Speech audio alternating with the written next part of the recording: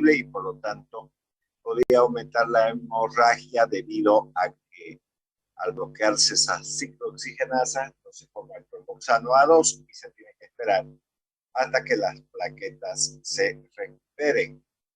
O sea, se formen nuevas plaquetas, porque ya sabemos que por la fisiología, que ellas tienen una vida entre 8 a 10 días. Y entonces ese va a ser uno de los problemas, ¿no?, que va a tener la gente cuando está enfrente de un fármaco de acción irreversible, siendo la mayor parte de ellos los que están relacionados con los tratamientos del cáncer. Entonces vamos a continuar con la acción reversible. La mayor parte de las drogas, gracias a Dios, producen acciones temporales. Y una vez eliminadas del organismo, entonces dejan de tener acción farmacológica. Y eso es lo que ocurre, y por esa razón también, la verdad, los médicos ponen en los recetarios, sobre todo en las indicaciones, tomen cada 12 horas, cada 24 horas, cada 6 horas, cada 8 horas, bueno, el tiempo que se requiera para que empiece a desaparecer el medicamento y se mantenga, digamos, de manera constante las concentraciones, porque la mayor parte de los medicamentos tienden a eliminarse, ya sea por vía hepática o salir del organismo, ¿no es cierto?, humano, a través de la orina. Entonces eso es lo que va a ocurrir con la mayor parte de los fármacos. Bueno, muy bien, continuamos entonces. Potencia.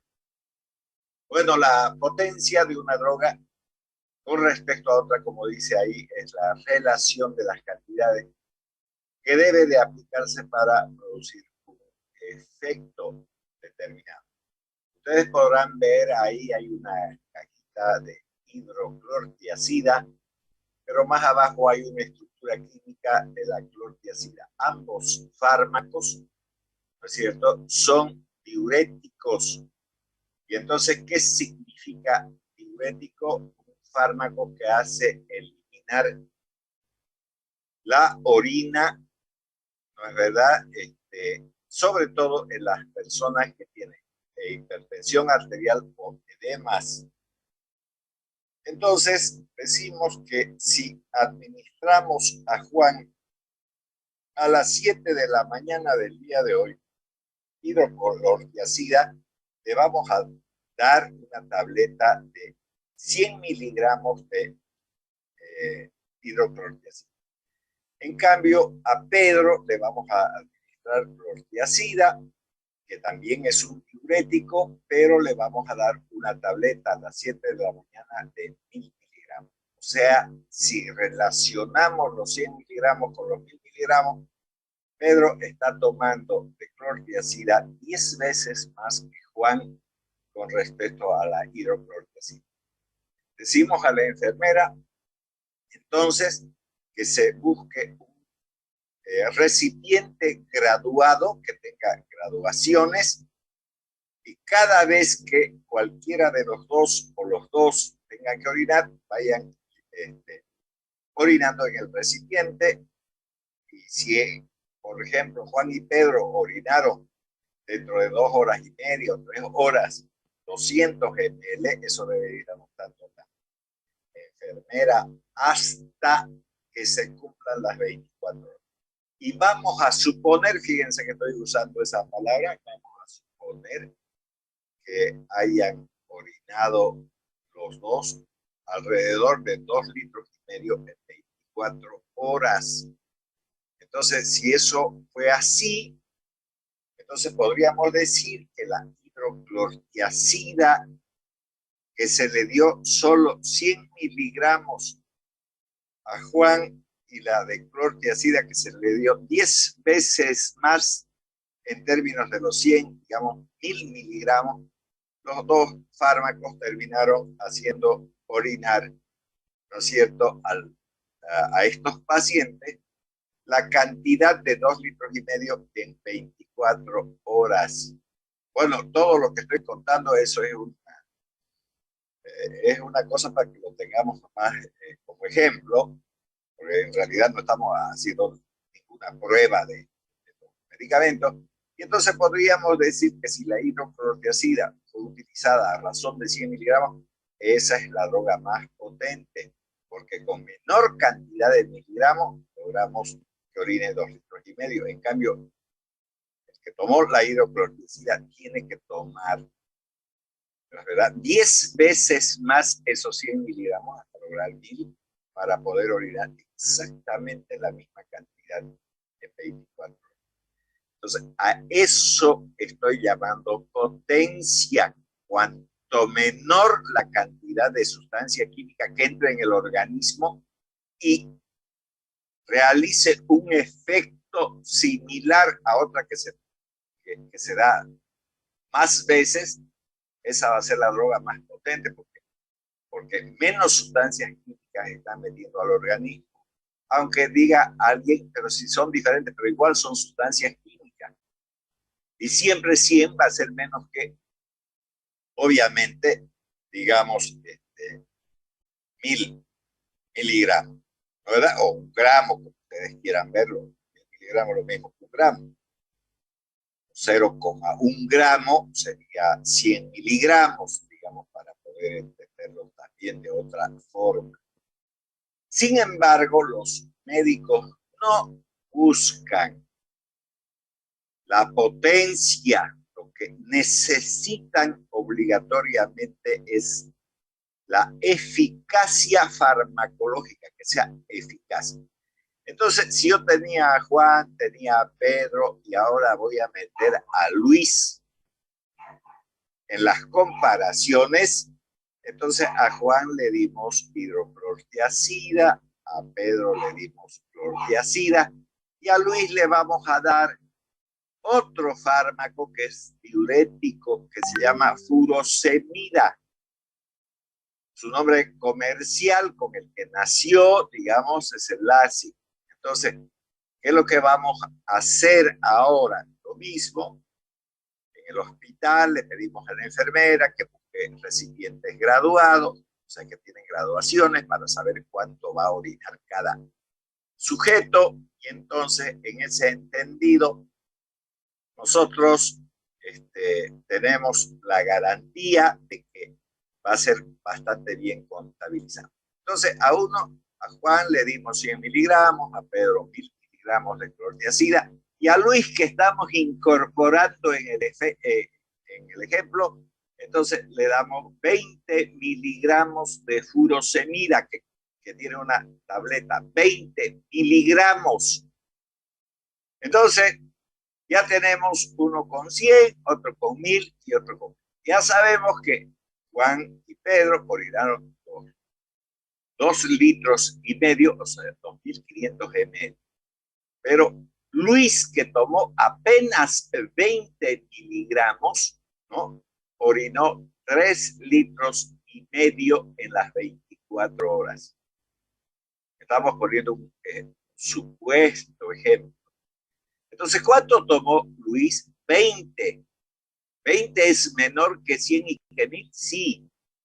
Pero además de eso, de ser solo 20 miligramos, esos 20 miligramos generaron una diuresis en 24 horas de 3,5 litros.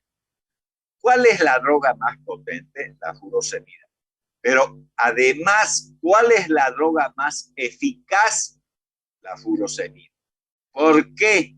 Porque Juan y Pedro solo orinaron 2,5 litros. Sin embargo, Luis orinó 3,5 litros, un litro más. Por lo tanto, es la droga más eficaz. ¿Qué busca el médico cuando elige los fármacos? La eficacia farmacológica y la eficacia clínica.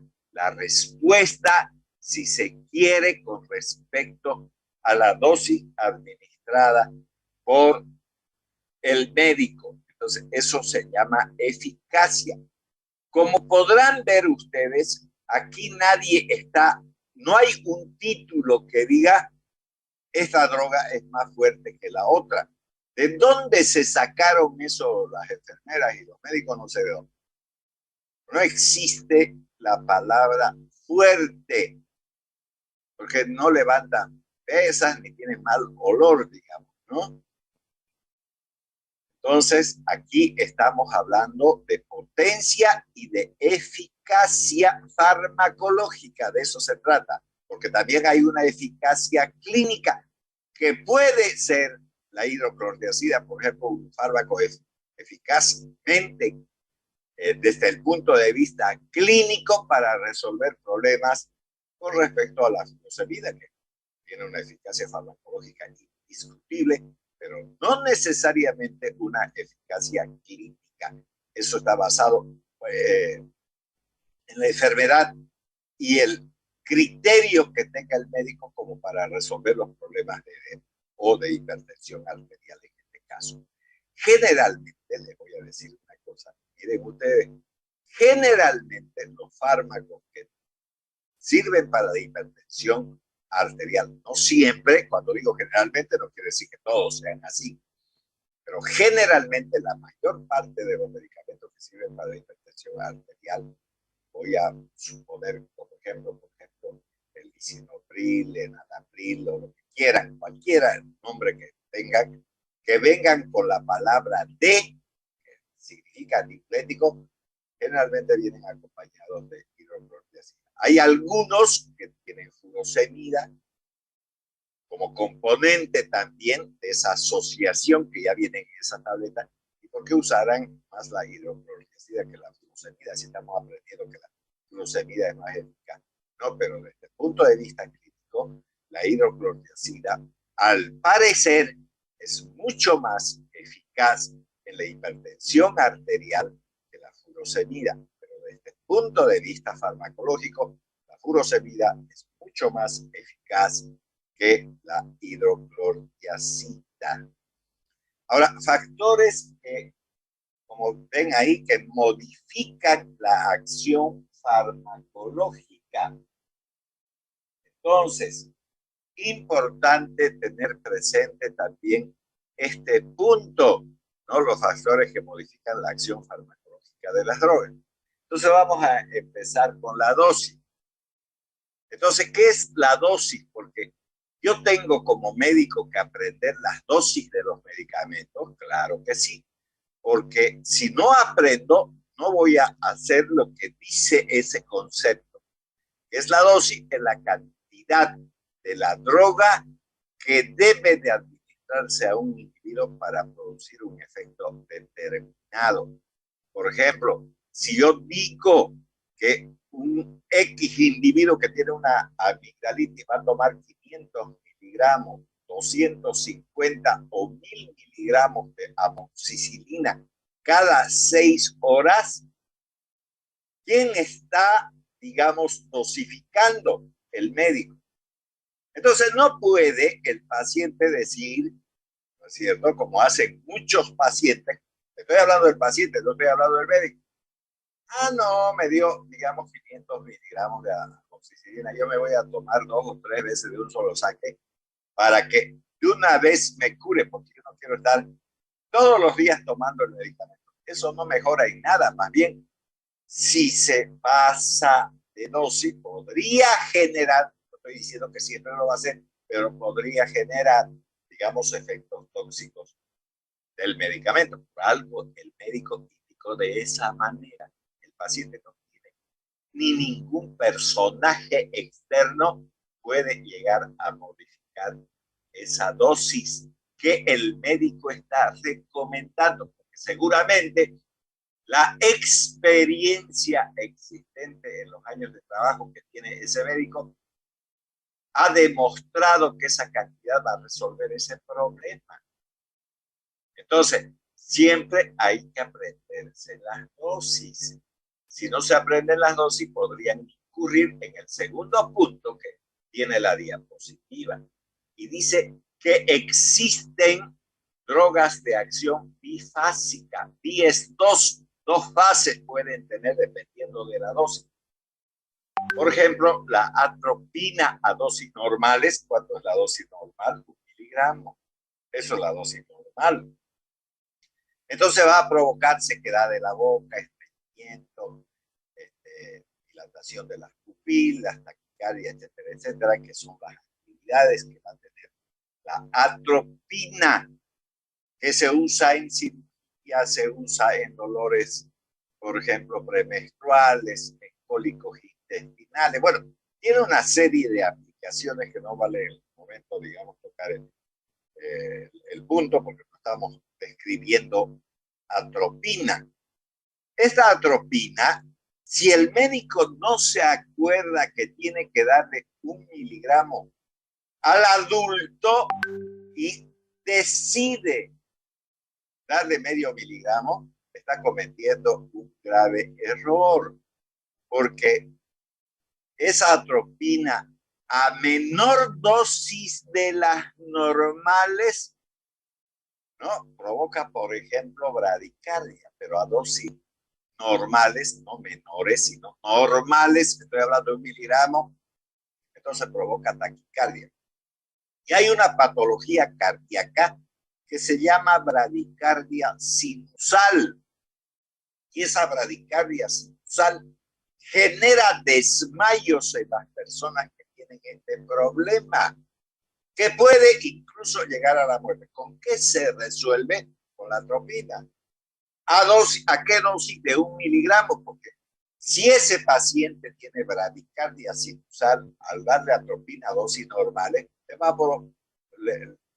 digamos, va a producir taquicardia, pero como ese tiene bradicardia, lo va a volver normal. Pero si ustedes le dan medio miligramo, al producir bradicardia y al hecho de tener bradicardia, lo va a matar. Entonces, estas drogas que son problemas, mucho más aún yo tengo que aprender la dosis, no es la dosis que a mí me dé la gana. Entonces, por eso les decía desde un principio, la farmacodinámica es una de las cosas que debe de saber el médico. Si no sabe, si no sé qué dosis le voy a dar de atropina a una persona, entonces mejor no la uso. Porque si estoy adivinando la dosificación, entonces estoy perdiendo mi tiempo. Entonces, eso, como el caso de las drogas de acción bifásica, como la atropina, vamos a decir que existen drogas de acción bifásica dependiendo de la dosis de administración. Fíjense, digo, dependiendo de la dosis de administración. ¿Y qué acabamos de decir? Que la dosis normal de atropina es 1 miligramo. Pues si usted le da medio miligramo, entonces, vea que está dependiente de la dosis de administración, porque medio miligramo va a provocar bradicardia y a dosis normal, que es 1 miligramo, entonces va a provocar, ¿no es cierto?, taquicardia. Ahora, absorción y eliminación de las drogas. La acción de las drogas va a variar en su intensidad, fíjense ustedes, proporcionalmente a la absorción de las drogas. Fíjense lo que está diciendo. La acción de las drogas varía en su intensidad proporcionalmente a la absorción de las drogas. Entonces, si una droga se absorbe de manera normal, vamos a tener concentraciones normales del medicamento. Pero si la droga no se absorbe porque ese individuo tiene algunas cosas, y voy a poner también un ejemplo. Nos quedan 10 minutos, después vuelven con el mismo enlace. Las úlceras gástricas no eran fácilmente tratadas, no eran. Entonces, ¿a qué se recurría para resolver el problema de esa gente? A la resección parcial del estómago. Y entonces existe una cirugía que se llama Billroth 1, Billroth 2. Bueno, si esta resección era masiva, o sea, se sacaba gran parte del estómago para resolver el problema de la úlcera, para que no se reviente, hoy en día ya no se hace eso. Entonces, ¿qué pasaba? Recuerden que existen 4 células dentro de las criptas del Lieberkühn, las células cilíndricas estomacales. Dentro de esas existen las células principales o pépticas y las células parietales o cínticas también se denominan. Y recuerden que hay una secreción de una sustancia denominada factor intrínseco de Castro. ¿Para qué diablos sirve ese factor intrínseco de Castro? Para transportar la vitamina B12 y el ácido fólico. Y entonces no pueda absorberse. Pero como usted le hace la resección prácticamente casi total del estómago, entonces ya no hay factor intrínseco de Castro. Por lo tanto, aunque le dé por vía oral ácido fólico y vitamina B12, entonces no se va a absorber porque no hay el factor intrínseco de Castro. Entonces, por eso dice aquí, la acción de la droga varía en su intensidad proporcionalmente a la absorción de la droga.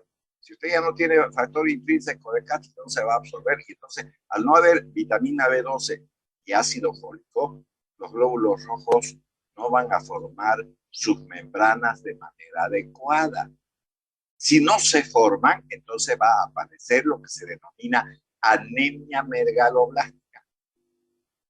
Y como ya no tiene factor intrínseco de Castro, aunque usted le dé en tabletas, digamos, en algún jarabe o lo que sea, digamos, el factor intrínseco, perdón, la vitamina B12 o el ácido fólico no se va a absorber. No hay factor intrínseco. Obligatoriamente tiene que ponerle en inyección. Si no, no va a vivir la gente. Bueno, eso ocurría, pero pueden haber diferentes, digamos, factores que impidan esa absorción. Por ejemplo, el cólera provoca una tremenda diarrea y eso hace que poco tiempo esté el medicamento en la vía digestiva, y al estar poco tiempo en la vía digestiva, entonces, ¿qué es lo que va a pasar? No se va a absorber de manera adecuada y entonces usted no va a tener las concentraciones adecuadas del fármaco en sangre y por lo tanto no va a responder de la misma manera, ¿no?, el medicamento cuando usted le administra al paciente. Entonces, y además es inversamente proporcional a la velocidad de eliminación, excreción y metabolización, porque al no absorberse también va a haber otro problema, porque a veces ya les he dicho que ese proceso de metabolización puede llegar a inactivar a las drogas o puede activarlas también. Por eso dice, y es inversamente proporcional a la velocidad de eliminación y excreción de las drogas, porque si alguien metaboliza rápido una droga, menos tiempo va a durar el efecto. Por ejemplo, la isoniazida, que es un fármaco que se utiliza para el tratamiento de la tuberculosis, entonces va a depender del tipo de sujeto que está recibiendo ese tratamiento. Y entonces hay metabolizadores rápidos y metabolizadores lentos dentro de los seres humanos, ya sean hombres o mujeres, e independientemente de la raza también. Entonces, los metabolizadores rápidos van a metabolizar mucho más rápido la isoniazida que los metabolizadores lentos. Y de eso estoy hablando a nivel mundial e independiente del sexo y la raza. Pueden ser chinos, pueden ser latinoamericanos, pueden ser caucásicos, pueden ser negros o lo que sea. Entonces, tengan en cuenta mucho ese hecho también. Recuerden que en nuestro país existen, no como dicen las redes sociales, porque son perversas y tontas. Existen en nuestro país menonitas que han nacido en Bolivia y esos menonitas son bolivianos y tienen todo el derecho de, no porque sean menonitas, siguen siendo extranjeros. No, hay generaciones ya de bolivianos, incluso hay una futbolista que ha ido a Estados Unidos, hay una niña de origen menonita que ha ido a representar a nuestro país como belleza, ¿no?, en mises y demás cuestiones. Hay harta gente destacada, no son menonitas, y siguen siendo menonitas. Esos tienen derecho a la tierra. Recuerden que hay un puente que han construido ellos, ¿no? Y muchos de ellos, o una buena mayoría son bolivianos que nacieron en este país y lo siguen tomando como menonitas. No, no, no es así. Eso se llama discriminación. Entonces, cuidado con los menonitas. Los menonitas tienen muchos problemas y entonces pueden tener este tipo de cosas también. Bueno, muy bien. Vamos a continuar entonces con respecto a este hecho, porque vuelvo a repetir, la excreción y la metabolización son dos cosas diferentes, que quede claro. ¿Qué es la excreción? Es la salida de la droga fuera del organismo humano. En cambio, la metabolización, que puede inactivar los fármacos, no es la salida del medicamento del organismo, es la inactivación en este caso, porque la metabolización no solamente es inactivación, que quede claro. La metabolización es activación e inactivación. La mayor parte de los medicamentos se inactivan, pero hay medicamentos que son inactivos en el organismo que se activan cuando se metabolizan. Entonces, no confundamos excreción y metabolización, pero cuando dice eliminación, los dos mecanismos pueden eliminar la acción farmacológica. Fíjense lo que estoy diciendo. No estoy diciendo la eliminación de la droga, eliminación de la acción farmacológica, porque si a través de metabolización se transforma en una droga que no tiene acción, entonces sigue estando en el organismo, pero como se cambió a otra cosa, no tiene acción farmacológica. En cambio, la excreción es obligatoriamente la salida del fármaco desde el medio interno, si ustedes quieren, dentro del organismo, hacia el exterior. Entonces son dos cosas totalmente diferentes y que hay que tenerlas presentes. Entonces, bueno, continuamos entonces. La intensidad también depende de la vía de administración, ¿no? Usted puede darle a un paciente por vía oral, puede darle por vía intravenosa. Por ejemplo, la vía intravenosa es importante tener en cuenta, ¿no es verdad? Porque produce efectos más rápidos y mucho más potentes porque alcanzan inmediatamente una concentración elevada en sangre para pasar a los tejidos. Eso hace la vía intravenosa. Entonces, si alguien de esta aula está pensando en su cabeza ser terapista intensivo, ser neonatólogo, ser, qué sé yo, anestesiólogo, lo que sea, ¿no? De esta gente que trabaja con emergencia, entonces tiene que usar la vía intravenosa, porque un paciente, por ejemplo, en un estado de coma que llegue a un hospital que es una emergencia médica, no le van a dar pues por vía oral, porque no está consciente. Tienen que buscar la vía intravenosa. Además, ¿qué quieren pues en terapia intensiva los médicos? ¿Qué quieren? Resolver rápidamente el problema en cuestión, siempre y cuando sea posible para ese paciente. Entonces, no van a buscar la vía rectal, no van a estar buscando, digamos, la vía oral. Es una soncera eso. Entonces hay que poner por vía intravenosa. Y entonces esa vía intravenosa produce efectos más rápidos, más potentes, porque alcanzan inmediatamente una en emergencia, ¿no es cierto? Ya sea en neonatología, en los hospitales, en las salas de emergencia, en los quirófanos, etcétera, etcétera, no van a estar utilizando la vía oral, no es verdad, porque no se puede, es un paciente crítico, no es un paciente difícil, entonces hay que usar la vía intravenosa.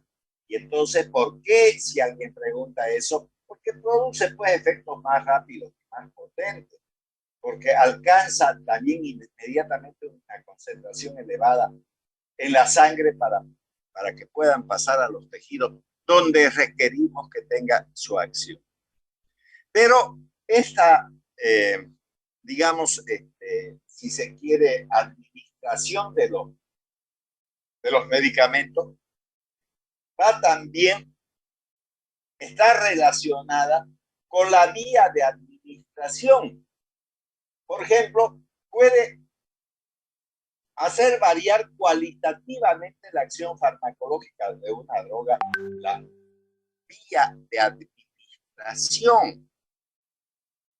Cuando yo digo cualitativamente, es de calidad, o sea, no va a ejercer el mismo efecto. Por ejemplo, si yo administro sulfato de magnesio, que viene con el nombre de magnofina, en ampollas y por vía intravenosa, ¿qué hace? Ya dije que, recuerden cuando les hablé de farmacognosia, ¿qué fue lo que yo dije? ¿Qué fue lo que yo dije? Dije que siempre hay que tener en cuenta qué elementos forman parte de los medicamentos. Recuerden, el potasio es depresor cardíaco, el magnesio es depresor del sistema nervioso. Y entonces, si estoy hablando de la magnofina, o sea, del sulfato de magnesio aplicado por vía intravenosa, ¿para qué sirve? Para deprimir el sistema nervioso. Depresor, eso acabo de decir. ¿Pero qué? ¿Para qué utilizaríamos? Para las confusiones, digamos, por ejemplo, en un caso de eclampsia, que es el embarazo acompañado de convulsiones. Si usted le pone esa magnofina, que es el magnesio, va a detener la convulsión. Ah, pero ¿qué pasaría si le damos sulfato de magnesio por vía oral? No va a parar ninguna convulsión. Si le damos por vía oral el mismo sulfato de magnesio, no va a parar ninguna convulsión. Lo que no va a parar es de ir al baño, porque le va a provocar tremenda diarrea el sulfato de magnesio, llamado también leche de magnesia. Lógicamente, cuando hablo de leche de magnesia, no estoy hablando de la magnofina. El nombre de magnofina vienen ampollas para administración intravenosa, para eso viene. Y entonces, ¿no? La leche de magnesia viene para administración oral, pero es el mismo sulfato de magnesio. Y entonces ese sulfato de magnesio va a ser, ¿no es verdad?, por vía oral, ir al baño, le va a provocar diarrea a la gente. Entonces, eso es lo que quiero que tengan en cuenta. Varía la intensidad dependiendo de la vía que administre. Sí, si administra por vía intravenosa es rápida, porque ya se entró a sangre. Y si le da por vía oral, va a depender pues, de la absorción que tenga ese individuo. Porque no todos los individuos tienen una tremenda absorción. Hay gente, por ejemplo, que usted puede ver que se come hasta media torta y es delgada. Porque probablemente no la absorba tan rápidamente el azúcar como lo podría hacer una persona que comiendo una cucharilla de torta, digamos, ¿no? O de dulce, engorda 1 kilo de un tiro. Por eso dicen, no, no, no, yo no como cosas dulces porque subo de peso rápidamente. Entonces, los seres humanos no somos pues todos iguales. Entonces, pero también hay que tener en cuenta que un mismo producto puede provocar efectos diferentes. Por ejemplo, vuelvo a repetir, la magnofina, que es el sulfato de magnesio para aplicar intravenosa, deprime el sistema nervioso y detiene las convulsiones. Pero ese mismo sulfato de magnesio aplicado por vía oral, entonces, ¿qué le va a pasar? Le va a producir tremenda diarrea. No va a parar de ir al baño, pero no va a tener ninguna o prácticamente casi ninguna actividad a nivel del sistema nervioso central, provocando, por ejemplo, la detención de convulsiones. Obviamente que a una persona que tiene convulsiones es lo más estúpido de darle por vía oral. No corresponde, no va a poder tragar el medicamento, sería un absurdo, digamos. Muy bien, eso también es importante tener presente. Ahora, el momento del día también es importante, claro. Por ejemplo, la mayor parte de los medicamentos se absorben rápido en ayunas, porque si no hay alimento, entonces las células se dedican a absorber lo que hay. Y si está el medicamento, pues lo va a absorber, digamos, rápidamente. Entonces, eso es importante tener presente. ¿Ya? Entonces, También es importante, ¿no?, recordar del ritmo circadiano. A ver, ¿hay alguien en el aula que haya hecho fisiología donde han leído ritmo circadiano? A ver, cualquier persona que quiera participar.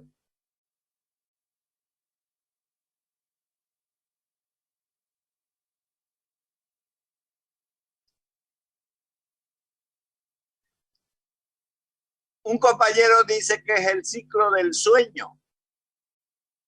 ¿Alguien más quiere opinar al respecto?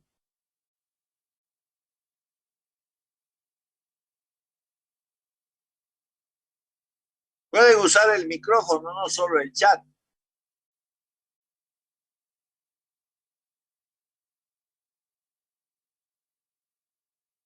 Bueno, parece que nadie ha hecho fisiología. Para que uno, digamos, que ha puesto lo que acabo de mencionarle, que es el ciclo del sueño. El ritmo circadiano está referido sobre todo a las hormonas de la glándula suprarrenal y más propiamente, ¿no?, a las de la corteza suprarrenal y denominados glucocorticoides, donde el representante más importante, sin lugar a dudas, ¿no es cierto?, es el cortisol. Ese cortisol se libera con mayor proporción a partir de las 18 horas o 6 de la tarde. A las 6 de la tarde todos los seres humanos empezamos a secretar cortisol. Y dura toda la santa noche. Y termina a las 6 de la mañana. Y esos glucocorticoides se usan para lupus eritematoso, se usa para las alergias, bueno, es un antiinflamatorio. Y de ese cortisol se han generado más de 50 medicamentos. Ahí tienen uno, dice dexametasona,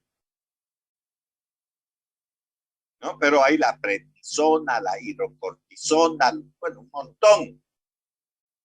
Que se pueden utilizar también en el asma, que es una alergia, vuelvo a repetir, en el lupus eritematoso también. Pero tiene otra cosa ese ritmo circadiano.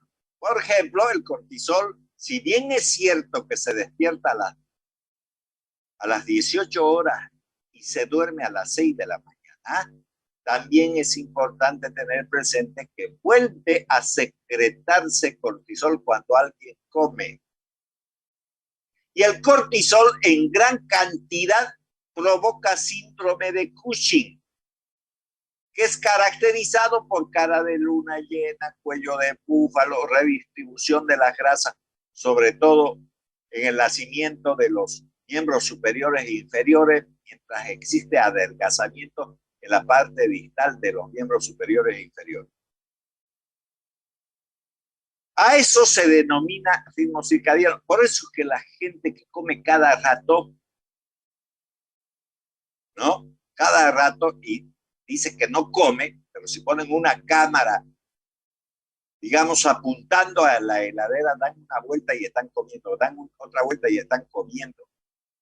Entonces la tienen despierta cortisol y que produce síndrome de Cushing. Entonces, si estoy diciendo cara de luna llena, entonces se va a engordar la cara, el cuello, las raíces de los miembros superiores e inferiores, todo eso.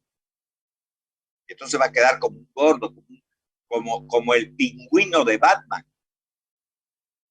Entonces, esa gente que dice, ¿por qué se ve gorda? ¿No? Si cada rato estás comiendo y estás liberando tu cortisol, ¿cómo no vas a ser gorda? El ser humano debe comer, digamos, desayuna, listo, espera el almuerzo a las 12,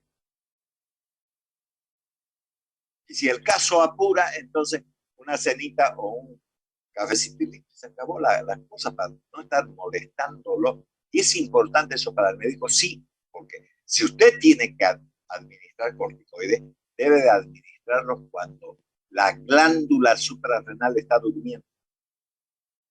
Porque si no está durmiendo, entonces va a aumentar demasiado los corticoides y va a generar síndrome de Cushing.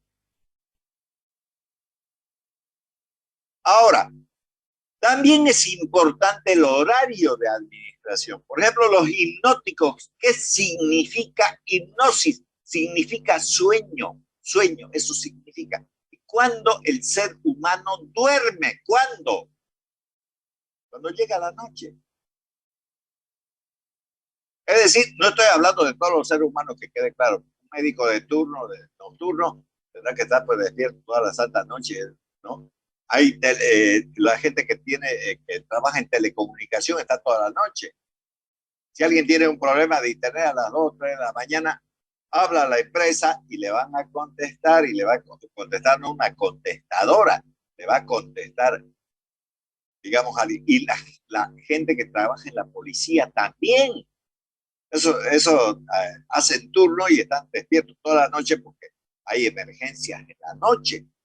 Pueden haber asaltos, crímenes, lo que sea. Aunque en este país no hacen caso, digamos, porque dicen que no tienen movilidad, no tienen combustible, dicen que el municipio debe un montón de plata a la policía por cuestiones de combustible, etcétera, etcétera, pero eso es otro problema. Entonces, usted si va a tomar un hipnótico o le va a dar un hipnótico a su paciente, déselo en la noche, porque lo normal es que el ser humano duerma de noche, no se lo dé de día. Usted tiene que seguir las leyes fisiológicas. Ya les dije la pasada clase, la fisiología es la materia más importante. Si usted no sabe fisiología, no sabe nada.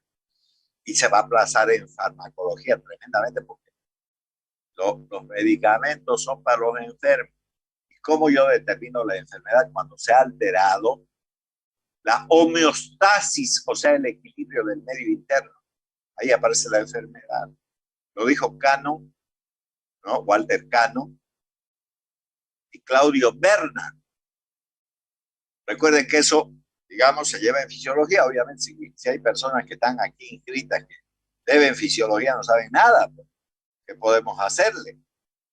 Sobre todo los casos especiales son esos casos, digamos. Uno debe de recordar siempre lo que estudia, no es para el olvido. Bueno, entonces, importante el momento del día también de administración de los medicamentos. Si usted es neurólogo o psiquiatra y va a usar un hipnótico, por ejemplo, una benzodiazepina o alguna cosa, de hacerlo de noche. Porque alguien que tenga insomnio, por ejemplo, no puede dormir de noche. ¿Cuándo va a tomar su medicamento? ¿En la mañana? No, en la noche tiene que tomar. ¿Por qué? Porque una vez que le genere efecto va a dormir como todo cristiano, digamos, de noche. Así, el ser humano está hecho para eso, para dormir de noche y estar despierto de día. Listo. Bueno, ahora, factores individuales que se llama variación biológica. ¿Somos iguales los seres humanos? No, no somos iguales. Si alguien, por ejemplo, los izquierdistas dicen todos tenemos que ser iguales. No, no. Ante la ley nomás, no en otra cosa. Un enano, un petizo no es lo mismo que un gigante, no es lo mismo, son diferentes. Un hombre con una mujer son diferentes, aunque pertenezcan a la raza humana. Un negro no es lo mismo que un albino. Entonces, somos diferentes. Eso entiéndanlo para todo. ¿Y es bueno ser diferente? Claro que es bueno ser diferente. ¿Por qué tenemos que ser iguales? ¿No es verdad? Entonces, vamos a encontrar dentro de la medicina, sobre todo de la farmacología, estos factores individuales o esa variación biológica. Y dentro de eso aparece la tolerancia. ¿Y que la tolerancia? Es la resistencia exagerada e inusitada de un individuo de carácter duradero a responder a una droga de dosis, digamos, con dosis ordinaria. Por ejemplo, pueden existir pacientes tolerantes al alcohol. Recuerden que Alguien que no toma nunca alcohol, que no hay que hacerlo porque no es bueno, se queman las neuronas. Entiéndanlo. El alcohol no es bueno. Y si uno quiere tener lucidez mental, aún siendo un anciano, no consuma alcohol. Y cuando hablo de alcohol, estoy hablando de cerveza, vino, whisky, ron, lo que quieran ustedes que contenga alcohol. Y entonces, cuando la gente se vuelve alcohólica y empieza a consumir los cascos azules, que le llaman, es alcohol puro, ese sujeto que es alcohólico también puede enfermarse. Por ejemplo, puede tener una apendicitis. Y recuerden que además el alcohol es el primer anestésico que creó el ser humano. Y vuelvo a repetir, ¿cuál alcohol? Cualquiera, comenzando desde la cerveza, si ustedes creen que es la más popular, siguiendo con el vino, siguiendo con el ron, lo que quieran. Entonces, el alcohol es el primer anestésico que creó el ser humano. A partir del alcohol se creó el éter, que es un anestésico general. Entonces, ese alcohólico que encontramos en los mercados, en varios lugares, digamos, generalmente en los mercados hay alto alcohólico, puede enfermarse de una apendicitis, puede enfermarse de una colecistitis, o puede ser sujeto de una cirugía por X o Z razón, sí. Entonces, cuando lo llevan al hospital, le van a tener que poner dosis mayores de anestésico porque son derivados del alcohol. Y ese alcohólico es tolerante al alcohol. Sin embargo, una persona que nunca ha probado el alcohol, con un vaso de cerveza puede estar de borracho o borracha, no sé. Que quede claro que las mujeres son más resistentes al alcohol que los varones porque se acumula el alcohol en la grasa. Y las mujeres de naturaleza tienen mayor cantidad de grasa. En las nalgas, en los brazos, en todos los lugares tienen más grasa que los varones. Eso no quiere decir, ¿no?, que no se emborrachen más rápido, porque son las que menos toman alcohol, aunque, digamos, las feministas dicen que hay que ser igual que el hombre. Yo diría que no lo sea, porque la mujer alcohólica no sirve para nada. Mujer que le gustan los tragos no sirve para nada. Huyanle. No, no. Porque nunca va a atender a su familia de buena manera. ¿No? Igual que los borrachos. No les recomiendo a las mujeres que se busquen borrachos, no sirve. Hay gente que hace imposible la vida en paz por el alcoholismo. Entonces, es importante tener presente esto. Y esa tolerancia puede ser entonces cruzada con fármacos que tengan similar estructura química. Por ejemplo, vuelvo a repetir, el alcohol con el éter tienen similar estructura química y por lo tanto tienen una tolerancia cruzada. Si es un alcohólico, entonces va a ser también resistente a la acción del éter, que es un anestésico general. Entonces, importante tener presente de nuevo, ¿qué es la tolerancia? Es una resistencia exagerada e inusitada de un individuo de carácter duradero a responder a una dosis ordinaria de droga. Y puede extenderse a fármacos que químicamente se relacionan, por ejemplo, el alcohol con el éter. Después va a haber una resistencia de especie. Por ejemplo, el conejo es resistente, no estoy hablando de alguien que tenga apodo de conejo, estoy hablando de los conejos, de los animalitos. El conejo es resistente a la atropina. ¿Por qué es resistente a la atropina? Porque el conejo tiene una enzima que se llama atropinesterasa y los seres humanos no la tienen. Por lo tanto, ¿no? Hay que entender eso de esa manera. Entonces, también hay una tolerancia adquirida, la que se produce en un individuo por el uso continuo de un fármaco. Por ejemplo, las benzodiazepinas, que son ansiolíticos, Si se acostumbra a tomar una persona, primero va a tomar una y se duerme como un buen cristiano. Pero pasados los días y sigue tomando, ya no va a necesitar de una tableta. Después va a decir, no puedo dormir, me tomo 2 y vuelve a dormirse. Después pasan unos días, ya no son 2, son 3 y así sucesivamente. Eso les pasa a los que terminan siendo drogadictos. Se fuman un chuto, digamos, cocaína o lo que diablo sea, marihuana o lo que sea, y entonces empiezan a ser tolerantes. Antes era un cigarrito, una pitadita, digamos. Después ya son 2 cigarritos, después una cajetilla de cigarrillos entera con droga.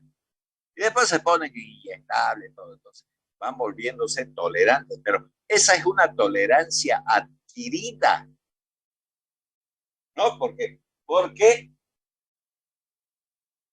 dura mientras esté en contacto con el medicamento. Debe además señalarse que si se suspende lentamente ese medicamento, entonces la tolerancia va a desaparecer después de un tiempo que se ha suspendido el medicamento. Vamos a suponer que una persona tenía insomnio, le dieron benzodiazepina, empezó a tomar una tableta, después 2 tabletas.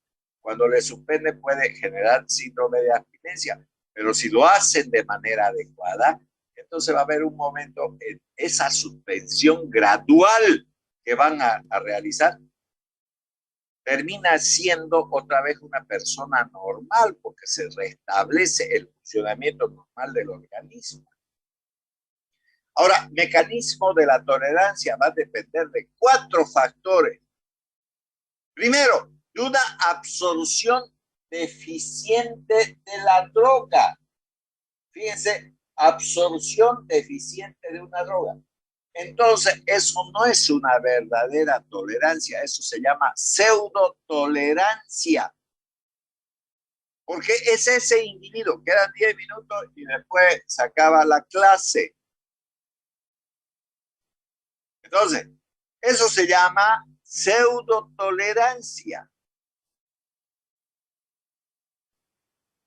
Número 2, una excreción rápida de la droga. Una excreción rápida de la droga. También eso se trata de una pseudotolerancia. Entonces, fíjense, a ver, voy a poner un ejemplo. Si me preguntan, ¿el alcohol hace daño con todos los fármacos? La respuesta es no. Pero deben de generar esa mentira los médicos. Sí, mejor es decir que no tomen alcohol, ya sea cerveza, vino, ron, whisky, lo que quieran, tequila, lo que quieran ustedes. ¿Es bueno decir que no consuman alcohol cuando están consumiendo medicamentos? Sí. Pero en realidad hacen daño, no con todos los medicamentos, no con todos los medicamentos. Por ejemplo, si alguien está tomando amoxicilina o ampicilina porque el médico se lo recetó para una amigdalitis, el médico debe decirle que no consuma alcohol. ¿Le hace daño? No, no, no, ni se va a morir ni nada. Pero ¿qué es lo que ocurre con el alcohol? Vamos a suponer que esté consumiendo cerveza porque es su cumpleaños, pero no le ha hecho caso al médico y tiene una amigdalitis y está consumiendo amoxicilina de 500 miligramos cada 6 horas. Hace su cumpleaños, entonces toma cerveza. ¿Y qué hace la cerveza? ¿Qué hace la cerveza? Hace orinar cada rato. Si alguien ha consumido, le hace ir al baño más veces de lo debido. El alcohol genera una diuresis. Y esa diuresis, ¿qué va a hacer con la amoxicilina? La va a hacer eliminar más rápido. Y si la hace eliminar más rápido, entonces los gérmenes van a crear resistencia y lo arruinó el tratamiento. Entonces, eso es importante tener presente con la denominada excreción rápida de las drogas, que se trata de también de una pseudotolerancia. La rápida inactivación metabólica de la droga, que está repetida entre la segunda y la tercera, y la cuarta, perdón, es lo mismo, rápida inactivación metabólica. Esa rápida inactivación metabólica se llama tolerancia verdadera, porque son las células las que se vuelven tolerantes. Ya les he dicho el caso de las benzodiazepinas, ¿no? ¿Por qué? Porque ese individuo, al estar consumiendo y al actuar sobre un receptor GABA, o sea, un receptor de ácido gamma aminobutírico, su sigla GABA, en el sistema nervioso central, entonces se provoca una modificación alostérica de ese receptor de cloro y el paciente se vuelve tolerante. Y esa es una tolerancia verdadera. Entonces, esa rápida inactivación metabólica es importante como la tolerancia celular que acabo de mencionar con respecto a las benzodiazepinas. Pero vuelvo a repetir, hay muchos medicamentos que se metabolizan rápido. Ya les conté hace unos instantes, ¿no?, sobre los acetiladores y la isoniazida. En el mundo hay acetiladores rápidos y acetiladores lentos. Esos acetiladores rápidos inactivan la droga y lo vuelven tolerante. Tienen que usted darle más medicamento a los acetiladores rápidos que a los lentos. Entonces ahí tenemos el mecanismo de la tolerancia. Bueno, pero también existen individuos intolerantes, ¿no? Entonces consiste en una respuesta exagerada de un individuo a una dosis ordinaria de medicamento. Por ejemplo, ahí se ha puesto la succinilcolina, que es un bloqueante neuromuscular. Y entonces con una dosis que puede ser un cuarto de la dosis normal, hay individuos que ya con eso se relajan, porque si le pones la dosis normal es capaz de morirse. ¿Y por qué? ¿Por qué es eso? Porque esos individuos tienen una pseudocolinesterasa atípica, que es una enzima. Pero son ciertos individuos, no es para todos eso. Por eso dice, intolerancia consiste en una respuesta exagerada. O sea, si le ponen una dosis normal a una persona que tiene pseudocolinesterasa atípica, es capaz de morirse por parálisis muscular. Recuerden que el diafragma y los músculos intercostales y otros músculos como los serratos y demás cuestiones, ¿no?, participan en la mecánica respiratoria, si usted la paraliza. Y si esa parálisis es exagerada, entonces se para la mecánica respiratoria y se murió el paciente. ¿En quiénes ocurre eso? En aquellos individuos que tienen una pseudocolinesterasa atípica. En eso ocurre eso. Entonces, siempre hay que tener en cuenta el tipo de paciente que tenemos. Bien, eso es intolerancia. Ahora, idiosincrasia es la respuesta anormal, y fíjense la palabra, cualitativamente diferente de los efectos farmacológicos característicos de la droga. Y ahí dice entre paréntesis primaquina. ¿Qué es la primaquina? Es un fármaco que se usa para el tratamiento del paludismo. Bueno, ese fármaco, vamos a suponer que Todos los que estamos aquí en el aula virtual tenemos paludismo. Y nos dan primaquina asociada a la cloroquina, lo que sea. Y entonces todos la pasamos bien, nos estamos curando del paludismo, menos uno. Menos una persona que puede ser hombre o mujer, no importa. Y esa persona no se está curando del paludismo. El médico revisa todo.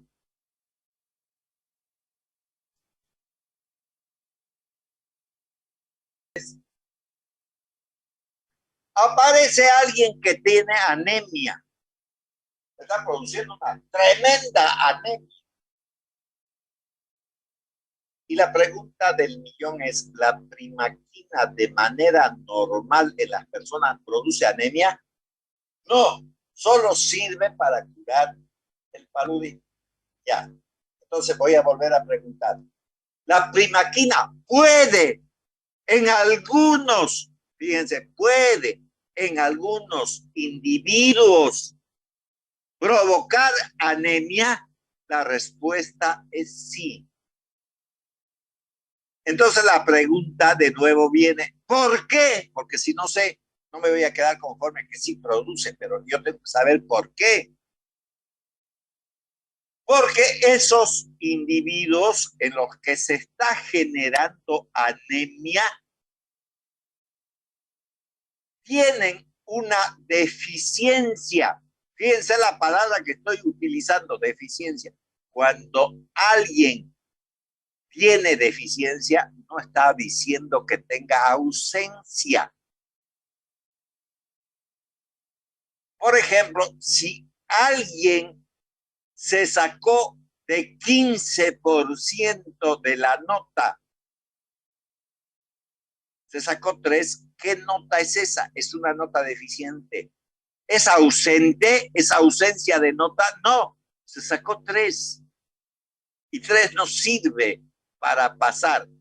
8 sirve, sí sirve, pero 3 no. Entonces, ¿qué nota se sacó? Una nota deficiente, no estoy diciendo ausente, no es el cero absoluto.